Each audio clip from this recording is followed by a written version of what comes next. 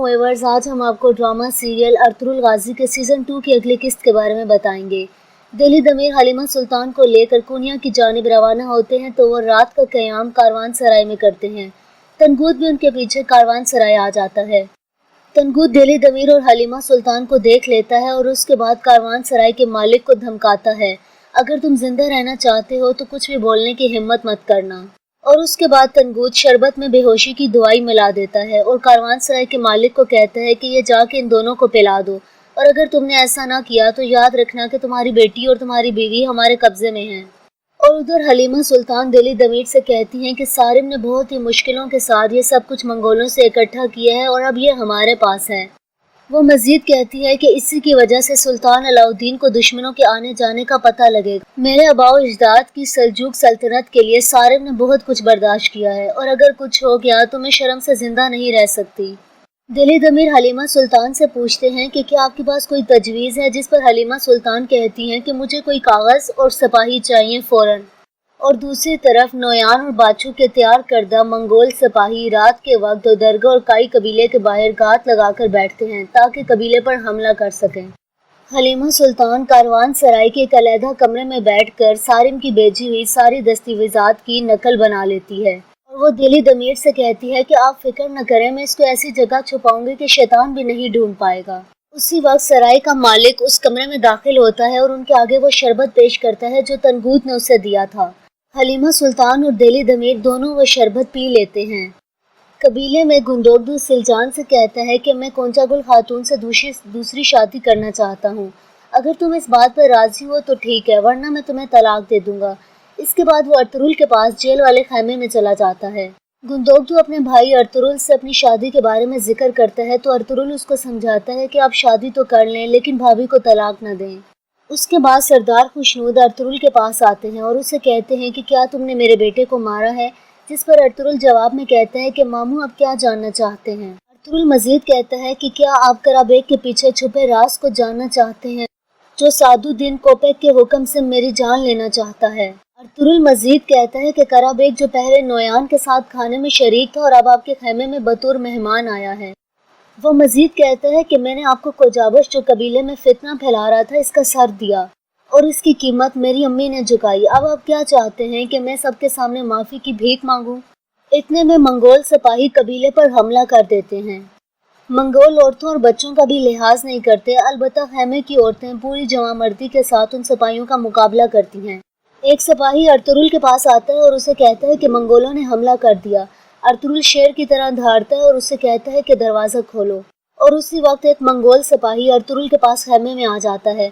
Ertugrul बिना हथियार और बिना तलवार के होता है, लेकिन मंगोल सिपाही हथियार होने के बावजूद भी अर्तुगरुल का बाल नहीं बिका कर सका।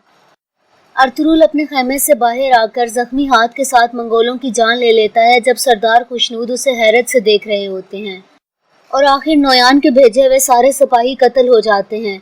अर्तुगरुल हमला खत्म होते ही वापस जेल में आ जाता है और गुंदोगदू भी उसके पास आता है। गुंदोगदू अर्तुगरुल से कहता है कि हमें जल्द से जल्द तोतेकिन को कबीले वापस लाना होगा। अर्तुगरुल जवाब में कहता है कि भाई अगर वो आ भी जाए तो इस रियासत में मुझे सजाए मौत से नहीं बचा सकता।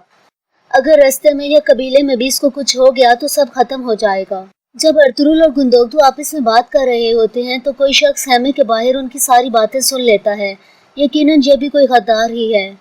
उधर कराबेग सरदार खुशनूद से कहता है कि अर्तुगरुल की हर सांस हमारे लिए आंसू, खून और गद्दारी लेकर आती है। ये लाताल्लुक, मनहूस और खतरनाक हमला इसका बेहतरीन सबूत है। मेहरदीन कराबेग को जवाब में कहते हैं कि तुम बात तोले बगैर बात कर रहे हो, तुम्हें क्या नहीं मालूम कि इस हमले का अर्तुगरुल से कोई ताल्लुक नहीं है। मेहरदीन मजीद कहता है कि आदमी पिंजरे में कैद है और हो सकता है कल इसे सजाए मौत हो जाए। सरदार खुशनूद जवाब में कहते हैं कि कराबेग ठीक कह रहा है, तुमने और गुंदोगदू ने मिलकर सिपाहियों को कबीले से दूर भेज दिया और इसी बात का नोयान ने फायदा उठाया है। मेहरदीन सरदार खुशनूद को जवाब में कहता है कि उन्होंने कबीले पर हमला किया मगर फतह हासिल करने के लिए नहीं, उन्होंने मरने के लिए ही कबीले पर हमला किया है। गुंदोगदू भी वहाँ पर मौजूद होता है और वो अपने मामू से कहता है कि आप बिल्कुल ठीक कह रहे हैं, पहले हमजा फिर अब्दुर्रहमान और हमारे 12 सिपाहियों ने हमारे साथ गद्दारी की। और ये सब हमारे कबीले की ही कमजोरियां हैं कि उन्होंने नोयान के साथ गठजोड़ कर लिया, लेकिन जो कोजाबश ने हमारे साथ किया वो किसी ने ना किया। गुंदोगदू मजीद कहता है कि उसने हमें इतना नुकसान पहुंचाया है जितना किसी ने नहीं पहुंचाया। सरदार खुशनूद गुंदोगदू को झुठलाते हुए कहते हैं कि मेरे सामने कोजाबश पर बहुतान मत लगाओ। इसके बाद गुंदोगदू सरदार खुशनूद से कहता है कि जिसे आप मेहमान समझकर इतनी खातिरदारी कर रहे हैं, कराबेग भी असल में गद्दार ही है। जब अर्तुरुल नोयान के पास कैद था तो यह नोयान के पास आया करता था, और जिस वक्त अर्तुरुल के हाथ में कील ठोंकी जा रही थी उस वक्त भी कराबेग बड़े इश्तियाक से उसे देख रहा था। लेकिन सरदार खुशनूद गुंदोगदू की किसी बात पर भी यकीन नहीं करते। मेहरदीन कराबेग से पूछता है कि क्या ये सच है। कराबेग जवाब में कहता है कि क्या तुम गद्दार अर्तुरुल के इस बहतान पर यकीन करते हो। मेहरदीन कहता है कि मुझे ये बताओ कि ये सब सच है कि नहीं। वो मजीद कहता है कि तुम्हें यह पता होना चाहिए कि कल जिरगे की क़यादत मैं करूँगा। अगर तुमने झूठ बोला तो अर्तुरुल से पहले मैं तुम्हारा सर लूँगा।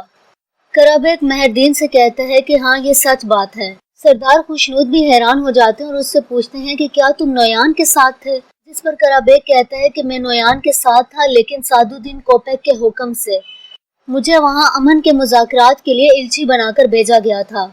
वो मजीद कहता है कि मैं नोयान के पास मुआहिदा करने के लिए गया था।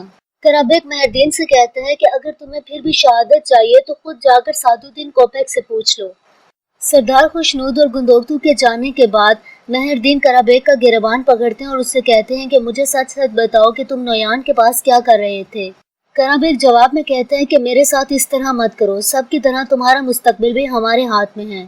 वो मजीद कहता है कि जिरगे के फैसले के मुताबिक अर्तुरुल का सर उतरेगा। मेहरदीन जवाब में कहता है कि मुझे कोई भी धमका नहीं सकता, अब मुझे सच सच बताओ कि तुम नोयान के साथ क्या मुआहिदा करने गए थे। मेहरदीन मजीद कहता है कि तुमने मुझे इसके बारे में पहले क्यों नहीं बताया। कराबेग फिर से मेहरदीन के साथ झूठ बोलते हुए कहता है कि यह रियासत का खुफिया काम था। मेहरदीन कराबेग से कहता है कि अगर तुम झूठ बोल रहे हो तो याद रखो कि मैं तुम्हारा सर उड़ा दूंगा। जिस पर कराबेग कहता है कि क्या तुमने अर्तुरुल के पीछे चलने का फैसला कर लिया है। कराबेग मेहरदीन से मजीद कहता है कि तुम्हें ये बात याद रखनी चाहिए कि अर्तुरुल तुम्हारे मतलब का आदमी नहीं है। वो मजीद कहता है कि अर्तुरुल ने कल हर सूरत मरना है, वरना मेहरदीन तुम गए। सादुद्दीन कोपेक जो चाहता है वो हासिल करता है, चाहे जो भी हो। व्यूअर्स, इसके बाद अगले सीन में आप देखेंगे कि जो शख्स हेमे के बाहर अर्तुरुल और गुंदोगदू की बातें सुनता है वो कराबेग के पास आता है और उसे बताता है कि जनाब शायद तैमूर जिंदा है। कराबेग उस सिपाही से पूछता है तो कहाँ पर है वो, जिस पर सिपाही बताता है ये मैं नहीं सुन सका। कराबेग सिपाही से मजीद कहता है कि इन सब पर नज़र रखो। और उधर कारवान सराय में दिली दमीर और हलीमा पर बेहोशी की नींद तारी हो जाती है। तनगूज जैसे ही अपने मकसद में कामयाब होता है तो कारवान सराय के मालिक की जान ले लेता है और उसके बाद वो हलीमा सुल्तान के कमरे में दाखिल होता है। और उधर गुंदोगदू अपनी माँ हाइमा खानम के पास आते हैं और उनसे बताते हैं कि अर्तुरुल बहुत ही ज़्यादा परेशान है, जिस पर हाइमा खानम जवाब में कहती हैं कि तोतेकीन की सेहत और उसकी गवाही अर्तुरुल को मौत से बचा सकती है। गुंदोगदू अपनी माँ को जवाब में कहते हैं कि आप फिक्र न करें, मैं अपने भाई को कभी भी उनके आगे पेश नहीं करूँगा। व्यूअर्स, तोतेकीन की गवाही से अर्तुरुल तो बच जाएगा, लेकिन अब क्या होने वाला है हलीमा सुल्तान और दिली दमीर के साथ, ये तो अगली किस्त में ही मालूम होगा। अगर आपको आज की वीडियो पसंद आई हो तो चैनल को सब्सक्राइब कर दो और इस वीडियो को लाइक करें। शुक्रिया।